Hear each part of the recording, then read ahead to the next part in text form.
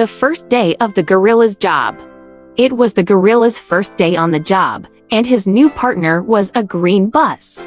"Hello, my bus," the gorilla said nervously, dressed in his snug blue uniform. "Hello, my new driver." The mischievous bus lit its headlights twice and said, "Don't worry, I'm an experienced bus." So, the gorilla took his seat in the driver's cabin and started driving on the streets. The first passenger to board was an old lady with a basket of eggs. She warmly informed the gorilla that today was Wednesday, and the eggs at the supermarket were 2 cents cheaper per pound. Later, a group of chattering schoolchildren hopped on, discussing last night's cartoons. Then, the gorilla noticed an orangutan standing by the roadside, waving to get on. Considering that orangutans were agile climbers, he hesitated for a moment before opening the door. The bus kindly suggested, "Please sit in the back." The orangutan obligingly took a seat. "I'll have a cup of plain soy milk, please." "I want 2 bananas, thank you." "1 pancake roll with an egg and fried dough stick, thank you." The orangutan had remarkably long arms, and whenever the bus stopped, he'd reach out to the nearby roadside vendors for a quick snack. The passengers could hardly contain their envy. The gorilla glanced at the orangutan through the rearview mirror. His own tummy was grumbling. With a cheeky grin, the orangutan slurped his treats, and soon the passengers were salivating as they watched. The bus bounced along the winding mountain roads. It was the first time a bus had run on this route. Passengers gradually filled the bus. The last to board was a very irate lady, huffing and puffing with steam practically coming out of her ears. The gorilla contemplated whether he should remind her to use the fire extinguisher.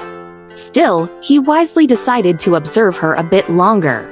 The bus was slowly moving along when suddenly, it took off into the air. The gorilla panicked, gripping the steering wheel as he swerved to dodge telephone poles and houses.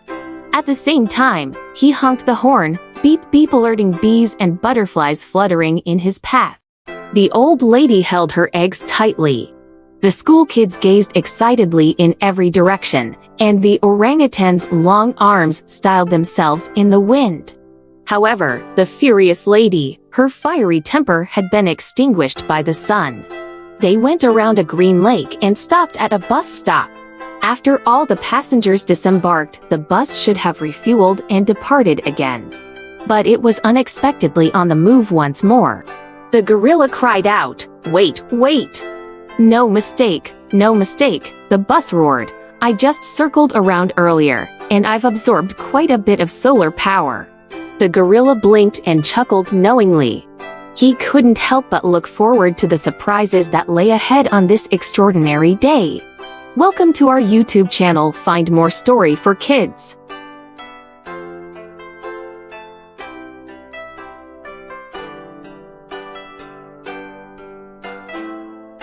The little deer's antlers and legs. There was a little spotted deer, and it had many good friends like the little rabbit, the little pig, and the little dog. They never argued with each other. The friends loved the 2 pairs of sharp antlers on the little deer's head and would often compliment how beautiful they looked. The little deer felt quite pleased hearing these compliments, but what did its 2 pairs of antlers actually look like? It had never seen them before. One day, the little deer went to the river to drink water. And when it bent down to take a sip, it finally saw what its antlers looked like. They were absolutely beautiful, and the little deer was smitten by their beauty. These antlers were like precious treasures. When the little deer turned its head, it caught sight of its 4 thin and long legs. That's when it became upset. "Oh dear, these legs are so ugly. I'm embarrassed of these for legs," thought the little deer. It found its own legs to be unsightly and wished it could just get rid of them. While the little deer was feeling down, a big lion suddenly came running down from the hill. The little deer saw the lion and got frightened. It turned around and bolted, with the lion in hot pursuit. The little deer was running for its life, fearing for the worst. But just as the lion was about to catch up, a miracle happened. the little deer's antlers got tangled in some vines. Panicked, it struggled to break free, and with a great effort, it managed to untangle itself. With a burst of energy, the little deer sprinted away, leaving the lion far behind. As it ran, the little deer realized that its 4 long and slender legs were the ones that had helped it escape so quickly. It was thankful for its legs. They were not as ugly as it had thought. They were a part of its gift. The little deer stopped and took a deep breath, relieved that the lion was nowhere to be seen. It reflected on the incident and said to itself, "Ah, now I understand. I should be grateful for these 4 legs. They helped me escape danger, and I should never underestimate the importance of what I have. Good things aren't always beautiful, and what truly matters is what's meant to be." From that day on, the little deer stopped disliking its legs. It had learned a valuable lesson. True beauty lay in what was meant to be. Welcome to our YouTube channel. Find more story for kids.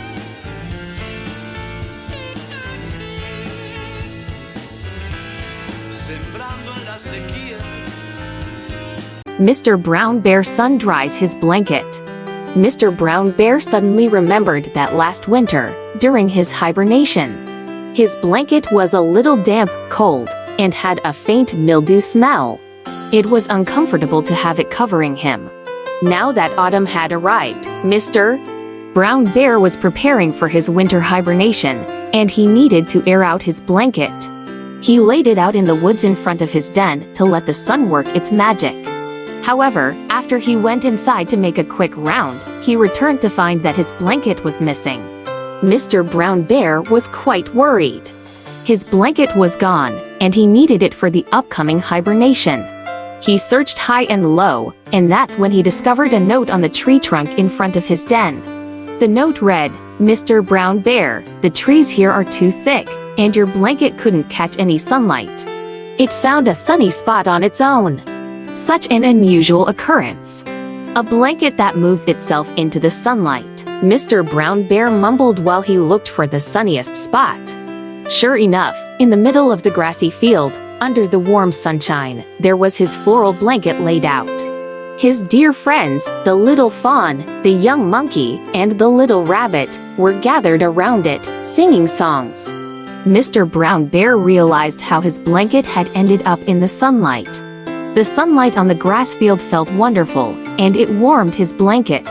Colorful flowers in the grass were still in bloom, and their fragrance seeped into the blanket, making it smell lovely. His friends also told Mr.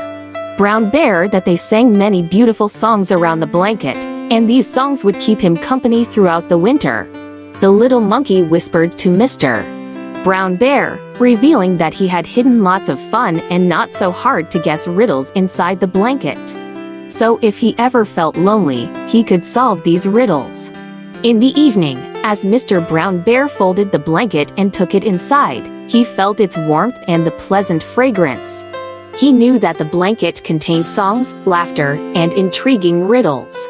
Welcome to our YouTube channel. Find more story for kids.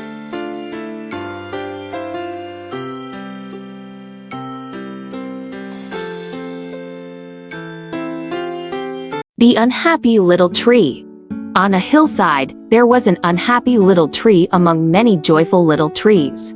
When the wind blew gently, the happy little trees rustled their leaves and giggled, saying, how comfortable, this feels so nice." When it rained, the happy little trees spread their branches, saying, "Quenching our thirst, what a relief." When children came to play in the woods, the happy little trees nodded and welcomed them, saying, "Welcome, welcome, welcome, little friends."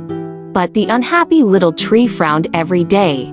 When the wind blew, it would frown and say, "Don't touch me, go away, annoying." When it rained, it wore a stern face and grumbled, "Rain again, how annoying." When children came to play, it muttered irritably, "Too noisy, go away." Every day, it remained unhappy and couldn't find its joy. The unhappy little tree always had a frown and stern expression, causing everyone to avoid it. Earthworms bypassed the unhappy little tree to loosen the soil for the happy ones.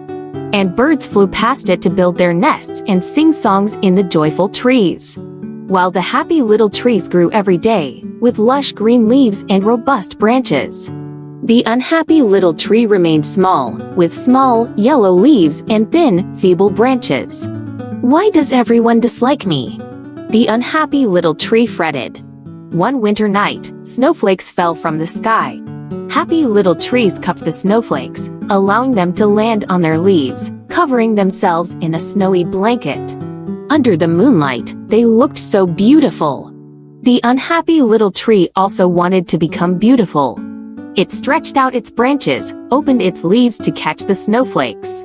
To its surprise, the unhappy little tree's frown disappeared, and its face relaxed.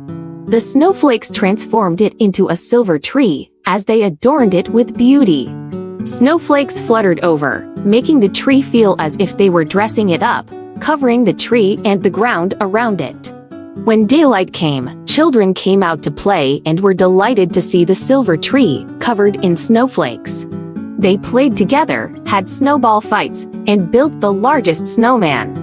With so many children playing and having fun, the unhappy little tree felt joyous.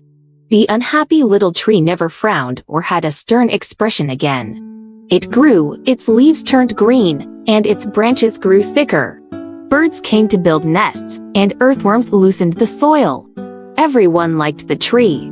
On the hillside, there were no more unhappy trees with frowns and stern faces. They all became happy trees. Little Bear helps make jam. As autumn arrived, the weather grew cooler, and Grandma Bear became extra busy. She needed to prepare plenty of jam to share with the neighbors before winter arrived. When winter came, she and the little bears would go into hibernation, a long winter's sleep. The hedgehog family had a few more chubby baby hedgehogs this year, and they would need even more jam in the winter. Grandma Bear prepared strawberry jam suitable for the little hedgehogs. Monkey Granny was having her birthday in the winter. So, Grandma Bear decided to make a big jar of sugar-free jam for her. She also planned to attach a beautiful birthday card to the gift to wish Monkey Granny an early happy birthday. Little Bear, seeing how busy Grandma Bear was, decided to help. Grandma Bear was delighted and pointed to a large jar by the window for Little Bear to bring over. However, Little Bear didn't want to let go of its little honey pot and tried to carry both the honey pot and the jar at once. The jar was too big, and Little Bear dropped it, breaking it. Little Bear also tried to assist Grandma by sorting the fruits. But it kept mixing up the strawberries and mulberries, and confusing the peaches and plums. Eventually, Grandma Bear had to ask Little Bear to stand aside and just watch. Grandma Bear cooked the fruits in separate pots, and the entire kitchen was filled with the aroma of the fruits. There was the sweet smell of bananas, the tangy scent of pomegranates, and the refreshing aroma of watermelons. Little Bear suddenly realized that there was one important task it could perform well: tasting the jam. With a small spoon, Little Bear tasted a bit from each pot. Some were delicious, and others were great. Grandma Bear was indeed skilled in making jam. But then Little Bear discovered one pot of jam that wasn't sweet at all. It must have been a mistake. Little Bear decided to add honey to the pot. Little Bear looked at its precious honey pot and was reluctant to scoop any out. However, it saw the smiling face of Monkey Granny on the lid of the pot, realizing that the jam was for her. With determination, Little Bear poured the entire jar of honey into the pot. It believed that since Monkey Granny was getting older, she deserved the sweetest jam. When Monkey Granny came to collect the jam, she opened the jar and tasted it. "Wow, it's too sweet!" she exclaimed. The jam was so sweet it even made Monkey Granny's last toothache a bit. Little Bear felt a bit sad. Just then, some constantly crying baby hedgehogs tried the sweet jam. After a single taste, they stopped crying, and they even started bouncing around happily in their mother's arms. It appeared that the jam with the whole jar of honey was more suitable for the little hedgehogs. Welcome to our YouTube channel. Find more story for kids.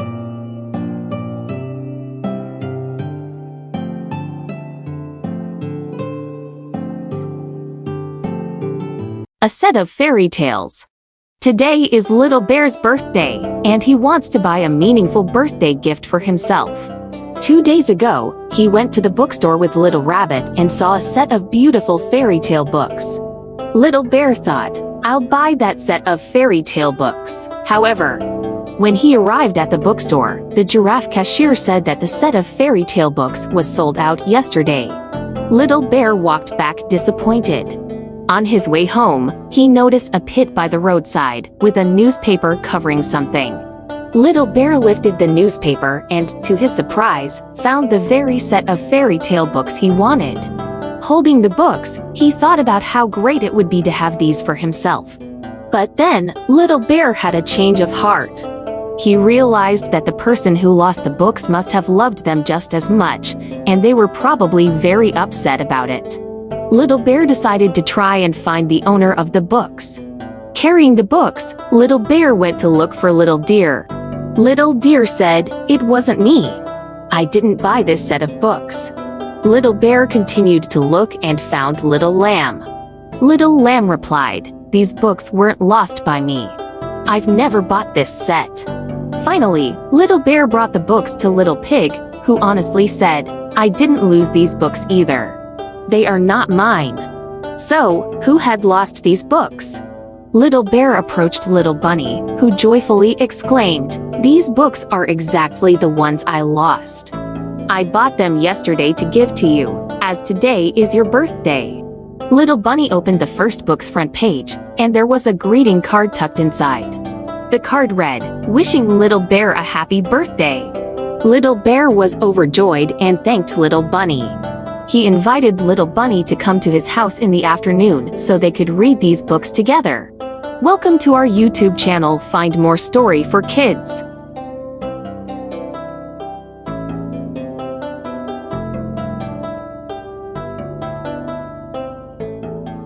Little Bear's search for the pumpkin.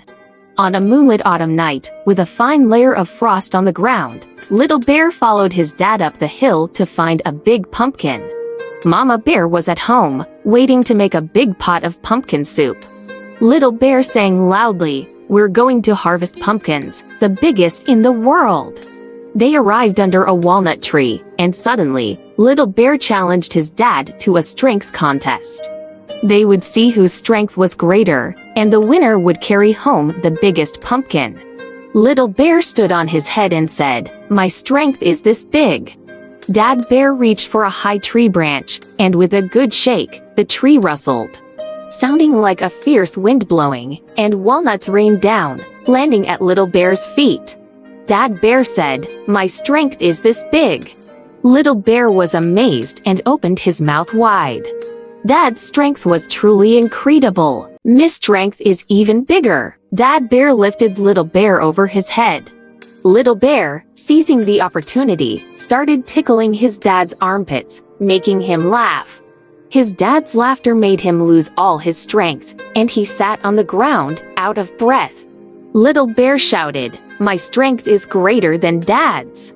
Dad Bear, in return, tickled Little Bear's armpits, making him giggle and roll on the ground. He said, "Dad's strength is greater. No one has greater strength than Dad."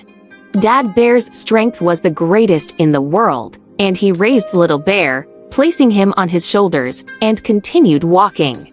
Little Bear sang, "We're going to harvest pumpkins, the biggest in the world."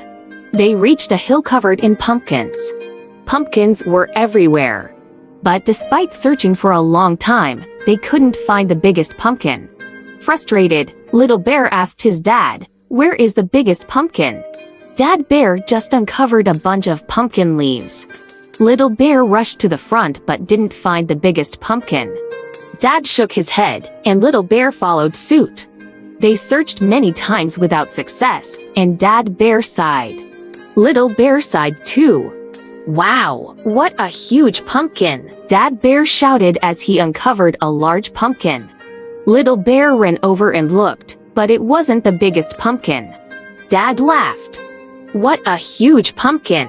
Dad Bear exclaimed as he uncovered another bunch of pumpkin leaves. And Little Bear ran over again, but it wasn't there either. You're kidding? You're kidding? Little Bear got angry. What a huge pumpkin! Dad shouted, and Little Bear ignored him. Finally, when Dad lifted the leaves, revealing a very large pumpkin, Little Bear smiled. Little Bear immediately hugged the big pumpkin, and there was also a little pumpkin nearby. Dad Bear said, "I'll take the big pumpkin, and you can have the little one." Little Bear shook his head and said, "You take the little pumpkin, and I'll carry the big pumpkin." Little Bear hugged the large pumpkin and sang, "We've harvested a big pumpkin, the biggest in the world. At home, we only have one pot, so the big pumpkin and the little pumpkin stay together, bubbling in the big pot."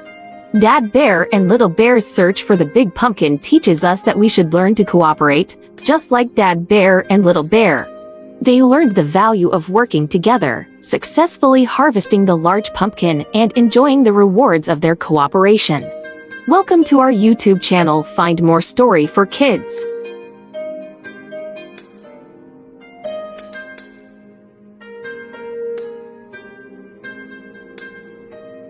Three Brother Mice and the Sweater.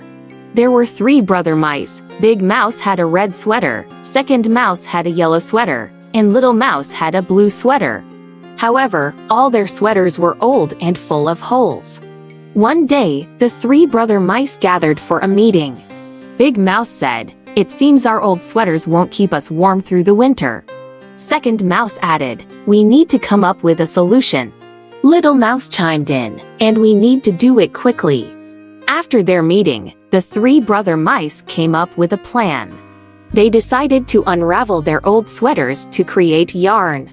After carefully washing the old yarn, they took it up the hill, spread it out like a spider's web on tree branches, and let it bask in the sunlight because that spot was closest to the sun.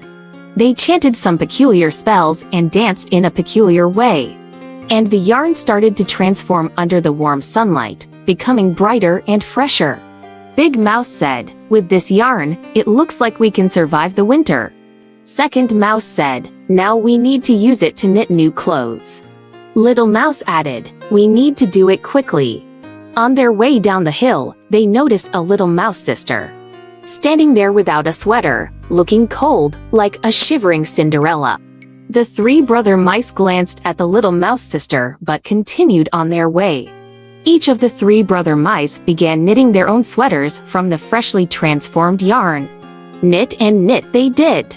The next day, the three brother mice proudly displayed the sweaters they had knitted. Big Mouse said, "I accidentally knitted a women's sweater." Second Mouse confessed, "I made a mistake too. I ended up with knitted pants." Little Mouse sighed, "I messed up even more. It's a hat." All three brother mice realized that they couldn't wear the items they had knitted, so they decided to give them to the little mouse sister. They dressed her in the sweater, the knitted pants, and the hat, making her look so beautiful. The three brother mice gathered in Big Mouse's room and huddled together to keep warm. Big Mouse said, "If the weather gets too cold, we'll spend the winter like this." Second Mouse agreed, "This way, we'll stay even warmer." Little Mouse happily said, "It's really cozy." The three brother mice learned the importance of generosity and warmth, not just in their new clothes, but in their hearts as well. Welcome to our YouTube channel. Find more story for kids.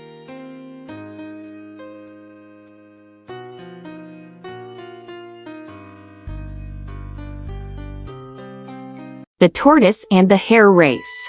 The rabbit had 4 long legs, and he hopped and jumped, running very fast. The tortoise also had 4 legs, but he crawled slowly and steadily.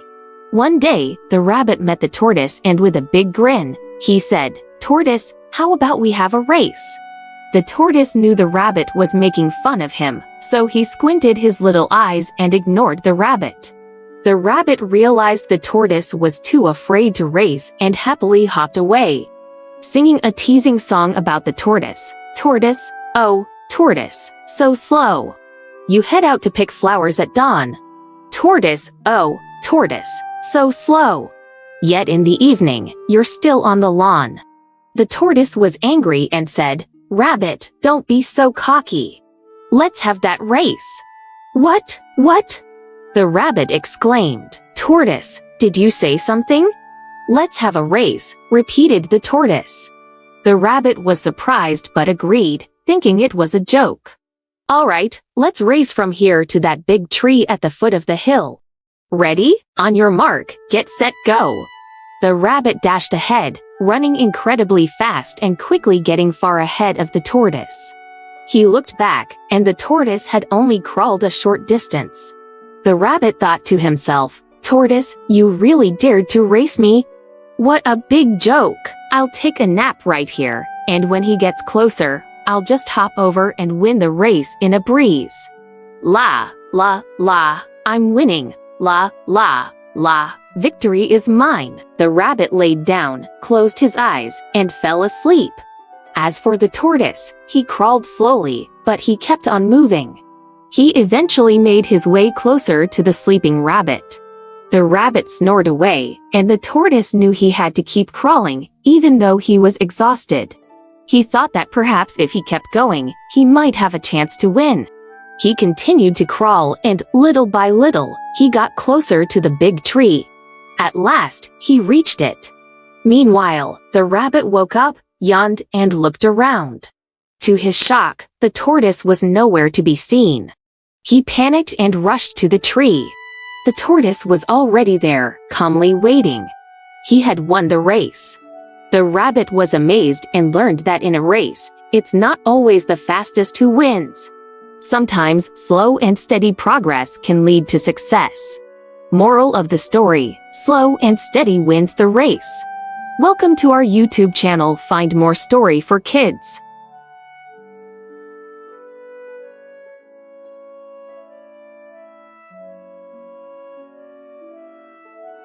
Little Crab and Big Carp.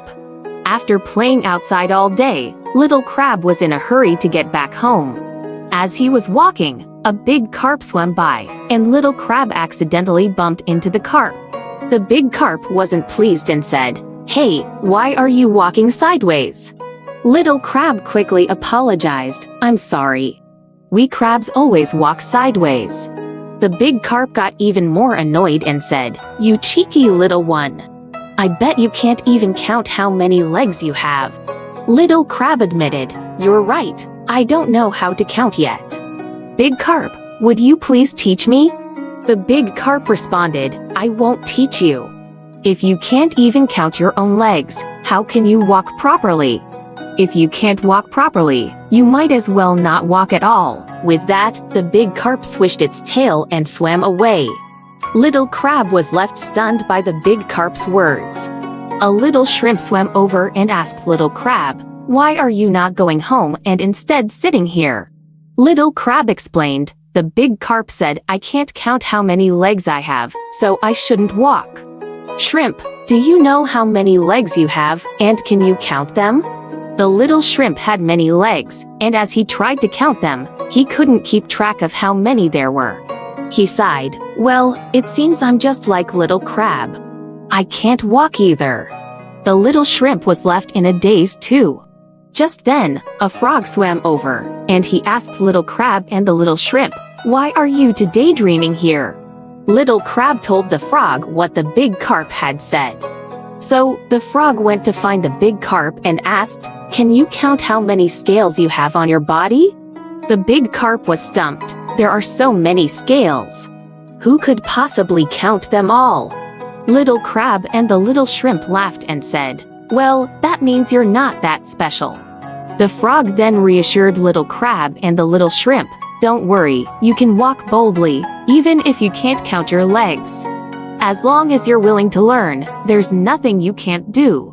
The frog walked with Little Crab back home, teaching them to count as they went. 1 leg, 2 legs, 3 legs, 4 legs. As for the big carp, it swam away, feeling quite uninteresting. Moral of the story, everyone can learn and improve, so don't be discouraged by your limitations. Welcome to our YouTube channel. Find more story for kids.